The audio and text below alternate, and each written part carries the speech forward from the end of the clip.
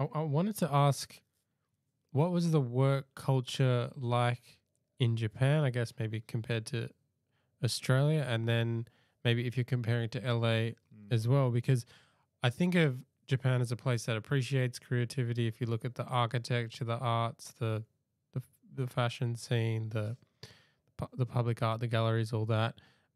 But at the same time, if you look at the work culture in Mm. Japan, you have the Japanese businessman who just sometimes you see them passed out in the street, Salaryman. the salary man. Mm. So it's a creative. It's a country that values creativity. I mean, like they also create lots of, like Nintendo, the gaming, all that. But at the same time, it can be a rigid society from what I've seen. Oh Like it's yeah. very orderly as well at the same time. So do you think they have this balance figured out between creative living and lifestyle and like do you think they have a balance, a work life balance in Japan figured out, or like what's your take on that? Um, I think well, a couple of things there. Like living in Japan and visiting Japan is like very different experiences. Like there's a lot of um, living there. When you really get to know like all the sides of Japan, it's like yeah, there's some pretty like not so healthy things going on there when it comes to like you know cultural expectations, societal expectations, like work culture. Um, Look, we were lucky because we worked at an American company there, so a lot of the, I'd say, salaryman um, uh, expectations or culture didn't apply to us. You still saw it within Google, though, still because we were still in Japan, so there were domestic workers there. But yeah, it looked. They absolutely do not have a balance between work and life. Not in the slightest. No, it's Japan really values creativity, and ideas and different ways of thinking. They value craft and their art and design. Really almost above all else. But they also value and reward loyalty. Like when it comes to a corporate job, you know, that what that looks like is, essentially your dedication to a company for 45, 50 years or longer. It's kind of, and it's going way back now to like the conversation we were talking about, like why was Google Japan looking for Mm. international creative directors, or because there's a few big advertising agencies in Japan, the biggest being Dentsu, who employ probably like 80% of the creative people in Japan. So, and because of this loyalty, like even Google, it was almost impossible for them to attract that talent over to Google because those creative people Oh, wouldn't okay, leave that's interesting. their companies, right? Yeah, Because yeah. they were loyal to it.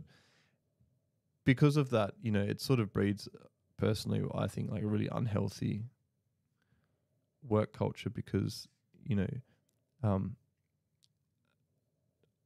I guess climbing the corporate ladder in Japan is based on age and tenure at a company, not necessarily your skills and your ability to do your job. Mm. It's like if you're there long and you're proven to be a loyal worker, Gotcha. you Okay. that's how you rise the ranks. It's not by working harder. It's not by showing initiative and being brilliant. It's like there's a hierarchy there, and it's like yeah. So I think in a lot of ways where they value innovation and creativity, there's a flip side to that where it's like really, really traditional and old school and rigid and Mm. sort of like there is a real inability to change and affect a lot of the ways things get done there, Yeah.